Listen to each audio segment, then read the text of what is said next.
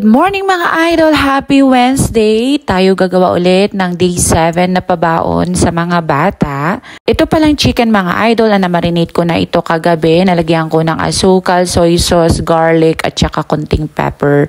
At dito mga idol, kumuha lang ako ng isa at in-air fryer ko na para mayroon akong idagdag sa salad niya mamaya. So ito yung salad niya mga idol ay nag-peeler ako ng carrots para at least mas manipis siya at mas madali niyang kainin at mas magandang combine sa salad. At nag-cut din ako ng cucumber, tomatoes at saka mag-toppings ako mamaya ng cheese. So itong lettuce niya mga idol ay na-wash ko na yan at bago ko ini-slice. So dito pala mga idol ay gumawa din ako ng snack ni Bunso. Ito yung fresh cucumber at saka yung carrots ayun yung tira na piniler ko kay ate kanina. So binilagay ko na lang kay Bunso.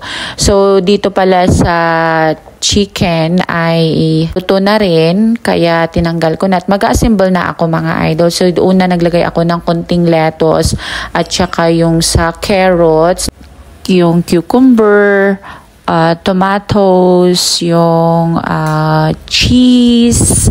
At dito pala mga idol ay naglagay din ako yung can na sweet corn dahil masarap din na i-combine sa salad. So naglagay ako ng konti dyan.